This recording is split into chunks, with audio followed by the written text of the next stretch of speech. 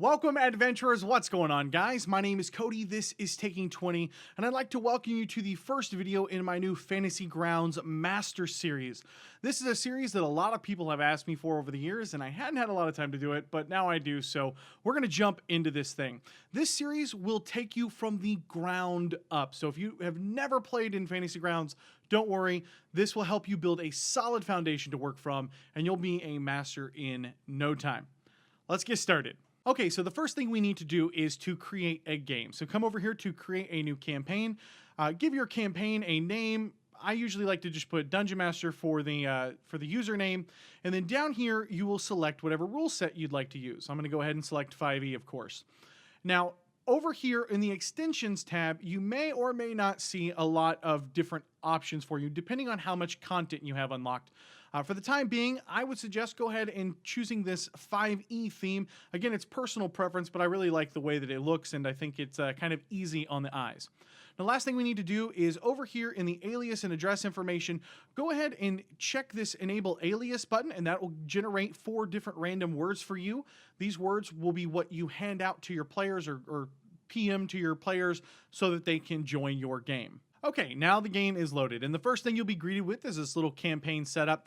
It's got some interesting information in it, some links to the user manual and wiki guides, the forums, and you can kind of go through this if you like. For now, I'm just going to go ahead and uncheck this show on load button. All right, and now we have this big, bright, beautiful space to create our games in and play. And so let me just walk you through a little bit of the basics here. Over here on the left side, of course, you have the chat box. It works pretty much exactly like you would expect it to. All the roles, anything you need to type to your players will pop up over here.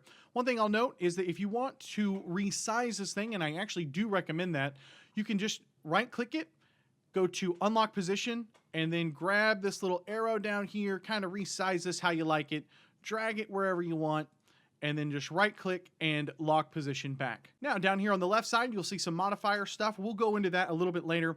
And then, of course, we have some dice. Our dice are very easy to use. You just pick up and roll right into the chat box. Of course, there you go. One thing I will note is that you can right-click one of the dice and choose to roll whatever number is there, or you can just pick up the dice and right-click a bunch until you get the correct number that you want to roll. And then finally, sometimes you'll notice the dice will get kind of skewed like this. Don't worry, I'm a little OCD, so you can just right-click anywhere on the screen. You'll get this little radial menu. Come over here to Arrange Dice, and they'll pop right back into place. Now let's talk about this right side of the screen here. All of these menus and buttons and options are really the core engine to Fantasy Grounds. So what I want you to do is, as you kind of look over these, the first and most important button that you'll want to click on is Library. So go ahead and pull up Library and you'll get something like this. Now at the top of the library, you'll see 4 different buttons: GM, Play, Create PC, and All. And as you can see, as I toggle through these basically give me different things here. So if I'm a game master, it's just adjusting the different tabs that are available here. And you can turn each of these on individually. If you're a player, of course, you'll probably have less options on the side. If you're creating a PC, you'll probably want a few different options like races and spells and skills to pull up. And of course, if you just want to see everything, you can hit All. For now, I'm going to go ahead and go with the GM layout. Now, the next thing down here on the library is the modules. Now, this is going to be something that you're going to want to do pretty much every game that you load up, is that you're going to want to load in your content. So when you click the modules button here, it's going to bring up a new screen called Data Module Activation. You don't have to move it over. I just kind of want you guys to see this. And what this is these are all the items, books, assets that you own in Fantasy Grounds. And so you can load each of these or some of these or maybe all of them into your game as you want them. So for instance, if I've bought Curse of Strahd and I'm running that in one game, I may not want to load that and Forge of the Dawn Titan at the same time. So that's really all this is. So I'm going to go ahead and load in a few books. Let's load in the Dungeon Master's Guide, because that's pretty standard there. The one that you'll probably almost always want to load in is the Player's Handbook, of course. We'll scroll down here. Let's load in something fun like Xanathar's Guide. And then let's go ahead and load in one more. Let's load in an adventure. Let's just load in Storm King's Thunder so people can we can take a look at that. Now, one thing I do want to make note of here is if you're searching for the book and you can't find anything, you can just type in here. So if I want to find Player's Handbook, I can just type in play, and it'll start filtering those down. And also you'll notice that each of these modules have a couple of different things going on. So obviously they have the book, which is load and unload here. That will load them in over here in your library. But also they have this little red sign and green sign check mark boxes here. So what this is doing is this is designating which of these modules are available for your players. Now, the cool thing that Fantasy Grounds has done is that they have often separated a lot of the content. And Volo's Guide is a great example, or Xanathar's Guide is another really great example. So Xanathar's Guide, maybe I don't want my players to have everything. I don't want them to have access to the whole Xanathar's Guide book, because that'll have monsters and stuff like that in there. If I just want them to have players, you can see that because it has that green check mark on there, that is loaded in. If I don't want my players to have access to Xanathar's, but I still want to use the monsters, I can load in Xanathar's Guide here, and I can just drag this over and prevent them from accessing any modules that you don't want them to have access to. And that's it. We're going to close that down. And now in the library, you can see that these adventures, core rules, and supplements have been loaded in. Okay, let's start taking a look at some of these buttons over here and what they do. Now, again, we are in the GM view, so we don't have all of the buttons available here on the right side of the screen. But let me just show a couple of these off, and you guys can, most of them are pretty self-explanatory. So as you click on these, each of these individual screens are going to kind of pop up here. Now, one thing to note is that these, they all pop up the first time here in the middle. But if you move these or adjust these in size, whenever you close them down, so right here we have the story tab.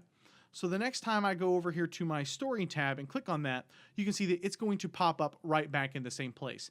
So what I'd recommend to you is kind of open up some of these, lay them out, stack them however you like so that it's convenient and easy for you. I'll actually make another video later on specifically about layout that I like to use, but you can lay any of these out.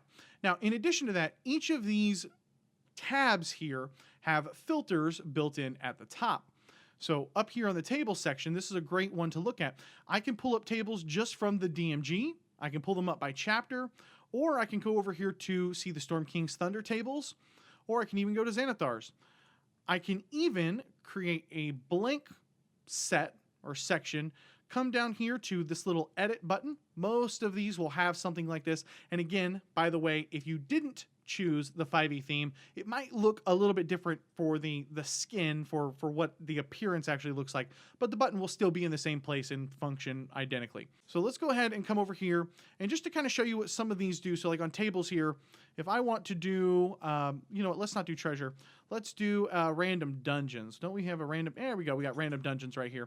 So let's go ahead and turn off the edit function of that. So this is going to pull up all the tables in the DMG. Specifically, we're looking at the random dungeon tables at the moment.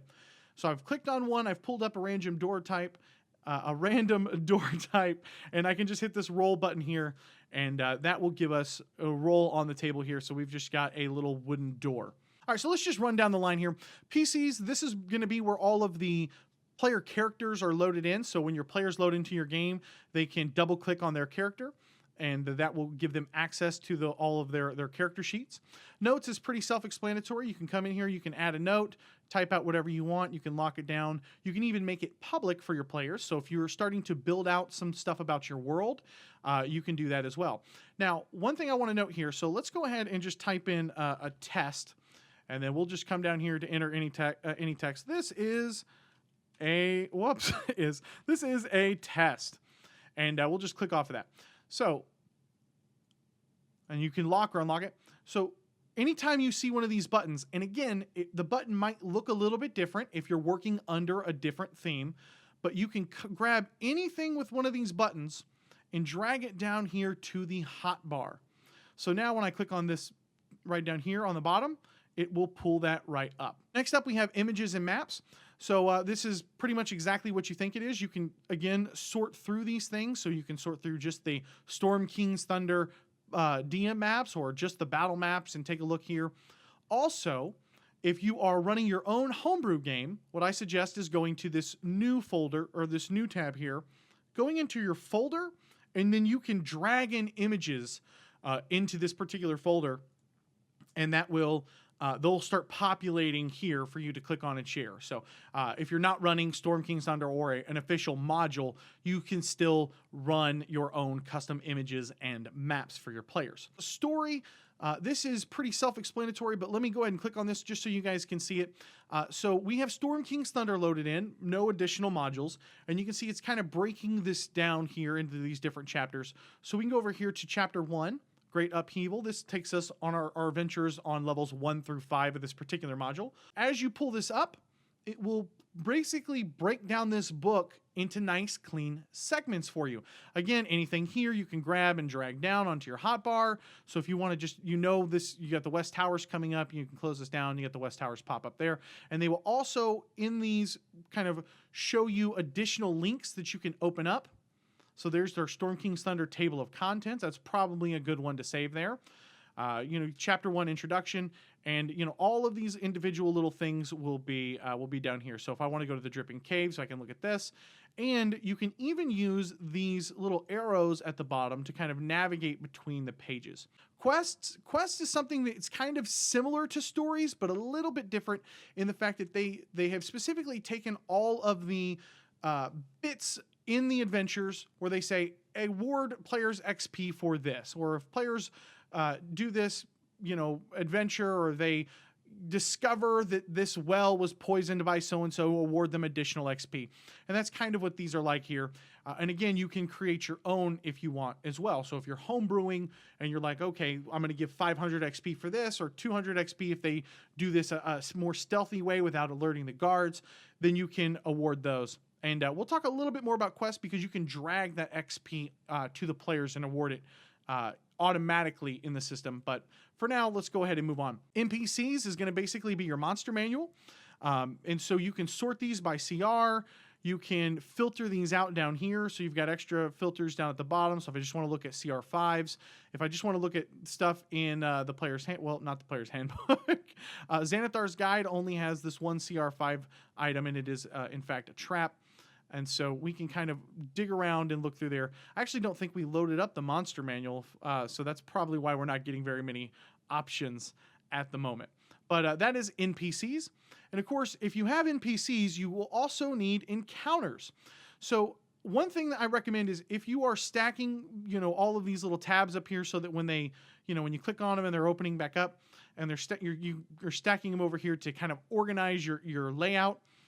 I do recommend putting NPCs and encounters separately, because when you go in here and you want to make a new encounter, what you will do is, in essence, you'll want to drag this, and you'll want to have room here to kind of drag some of these things over. So an air elemental, let's get rid of this curse.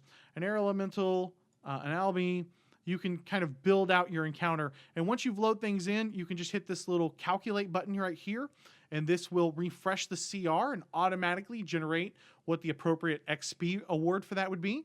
And right here, of course, you can name it whatever you want. I typically like to name mine starting with a number so that I can kind of see that a little bit there. And yeah, that's it. So that's an encounter. I'll talk a little bit more about designating encounters and tying them into maps at a later time. But for now, let's continue on. The next tab we have is the item tab. You probably have a pretty good idea on what this is. Again, you can filter this down. One thing I do like about this is that it has the armor and weapons table for the system pretty much ready to go right there, which is really nice and convenient. And of course, you can create and add and all those things that we've talked about with other things. Parcels.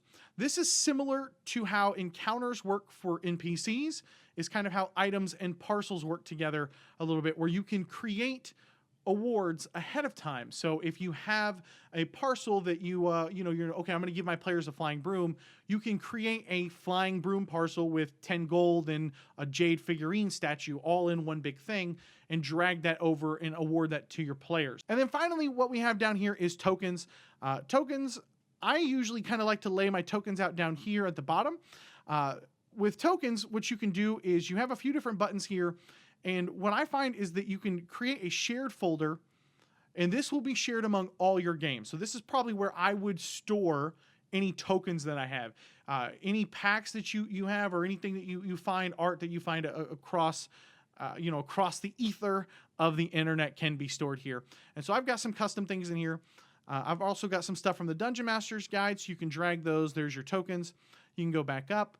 And then let me just show you. So these are some PC tokens that I've made, and this is in my shared folder. So no matter what 5e game I open, or actually no matter what Fantasy Grounds game I open, this art will be here and usable.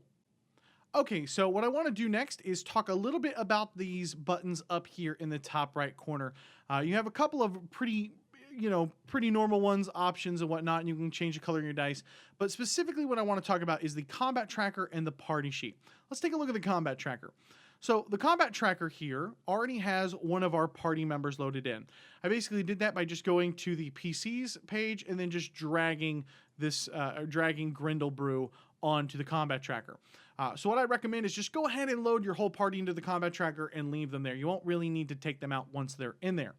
So what you will do with the combat tracker is whenever you are ready to engage in combat, let me go ahead and switch my view here. I was on Create a PC because I had to make Grendel Brew. You can come down here to Encounters, and let's just grab a little encounter real quick. So we've got Nesper Farm right here. And so what you can do is once you're ready to run this encounter and run this combat, you pull up the appropriate encounter, and then right down here, there's a little button that says Add Encounter to Combat Tracker. So you're going to go ahead and add them into the combat tracker. Now, I will talk a little bit more about placing the maps later, but I kind of just want to give you a brief overview on how this works. And then, of course, we can hit Show NPCs. So right now we have Grendel Brew, our PC, and our two goblins here in the combat tracker. Let's talk a little bit about some of these buttons. Targeting. This will allow you to target particular tokens and characters and NPCs with your actions. The next up, we have the ability scores. One of the most important ones is going to be this little sword here. This is basically your actions. These are going to double click all of your actions and do your attacks and your short bows and any weird traits that they have. Any legendary actions will be here.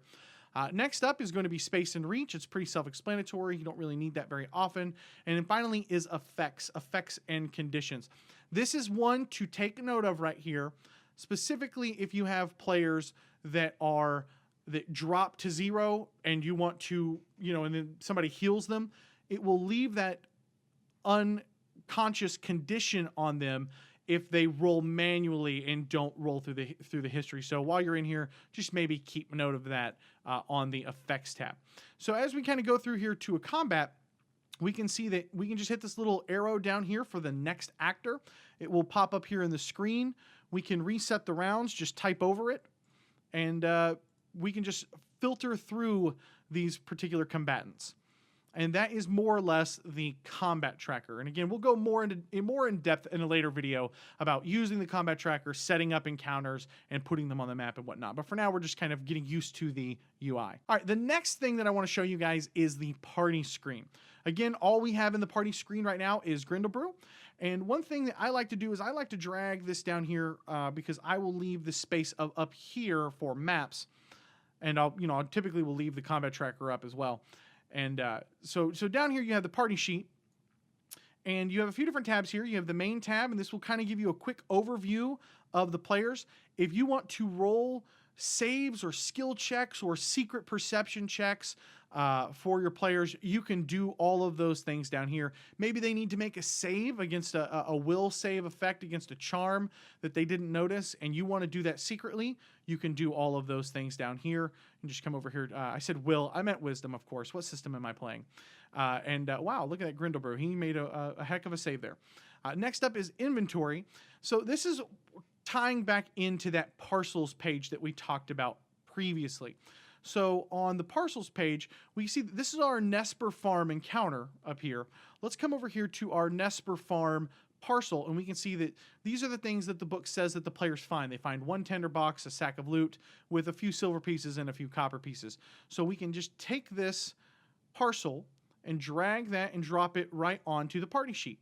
Once we do that, we can change how the split works between the party, and then just go ahead and we can either sell the items or award it to the players. So now these will go into Grendel Brew's inventory. So when I go over to Grendel Brew, and I pull up his character sheet, when I come down here to inventory, we can see that 3 silver pieces and 4 copper pieces have been added to him, and all of that was done through the parcel sheet. This is an extra cool, fun thing. It's not something that you have to use. If you're running a pre-written module and you've already got it all laid out, why not use it? Because it'll just make things easier on you, and it'll help the party kind of split all of those little gold pieces up and whatnot, make things nice and easy and just handle the math. But it is kind of a nifty little feature there. All right, and then once you've assigned them, you can just delete them. And next up is the other page. This is the marching and formation page. So once you have several people here, right now we don't have other characters, other players, because we just have Grindlebrew. But if you had several different people here, you could have them set their marching order and have them set their watch order automatically for you. And then finally down here you have XP. This was going into that sort of quests bit that I was talking about earlier. Let's see if we have Nesper Farm. Just curious. No, we don't. We don't have that. But if we have, so Belladora's quest, let's say that this is going to award 150. Whoops. Let me unlock that first. Let's say that this is going to award 150 experience. Then, whenever we're going in here to Belladora's quest, we can drag that and award that to the players. If you have encounters, instead of being that Nesper Farm like I was talking about, you can come over here and you can drag that here. So these are sort of, the quests will be the sort of extra bits. Hey, did they discover the secret of this dragon? Blah, blah, blah, something along those lines that you're going to have kind of those little checkpoint awards for. You can drag that over here. Any encounters that your players defeat, you can just simply drag the encounter over here. And then now we can go ahead and award that, and we can see that Grindlebrew's experience went up, and we can award Belladora's, and now Grindlebrew has 250 experience. And that is kind of the party sheet. So something that you don't have to have all the time, but I've kind of found out that I just normally just keep it up. Those are the 2 most important things in the top right-hand corner. Let's talk a little bit about the rest. We have calendars here. Let me just open up a calendar. Let's go ahead and load the calendar there. And so now when we go over to our calendar, we can grab these different calendars. You can make your own. We have the Packed Worlds Starfinder calendar there because I have that content unlocked as well. Eberron's calendar is here. The calendar for Dark Sun is built in. Calendar of Harpos is probably the one that you'll most use. I gotta tell you, I haven't been in a lot of games that utilize this terribly much, but if you want to use it, you can. And of course, you can always just click on something and add a log entry and say, hey, this is what happened on this day, if tracking time and year is important in your game. Next up, you have this little color wheel. This is really cool because this will let you kind of color those dice down there, flip the text from black to white, kind of just change up however you want them to look, and just something kind of a little nice there. Over here is going to be modifiers. So modifiers, whenever you get ready to make a roll, let me see if I can't pull up Grindlebrew's character sheet here. So whenever you get ready to make a roll with their actions, let's say I'm making an attack and somebody has, I'm going to throw my hammer instead of using it in melee range. I'm going to throw my hammer, but somebody has cover. So I can go ahead and hit cover, and then when I get ready to roll this, it's going to take that -2 into effect. Another very simple way to do this is down here with the modifier section. So if a roll has advantage, if the Dungeon Master says, yeah, you have advantage on that roll, you can hit advantage and then make your attack roll, and you can see that it will roll both of those and it will drop the lower number. So it dropped the 3, and that will show up right here in chat. And the rest of these are pretty self-explanatory, as you can kind of play around with those. Let's talk a little bit about the effects. So these work exactly the same way. If you want to poison somebody, you want to say somebody's blinded, whatever, you can do that with that button. All right, let's look at options. So on the options page, you have a few different things that you'll want to kind of look through this. You don't need to be terribly familiar with it, but you'll want to at least kind of browse through this a little bit. Obviously, we have things here with the client that we can do, editing number. I don't really play much with that. Show all whispers to GM, show GM rolls, right here, show GM rolls. If you're a Dungeon Master that likes to roll everything public, you will want to turn that on. Now, there's a couple of things I want to show you here with the Dice Tower. So as I turn on the Dice Tower, you'll see that nothing happens for the Dungeon Master.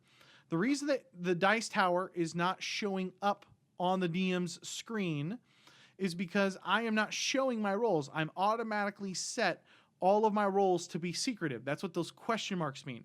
Anytime you see a question mark, that means that is a Dungeon Master only role.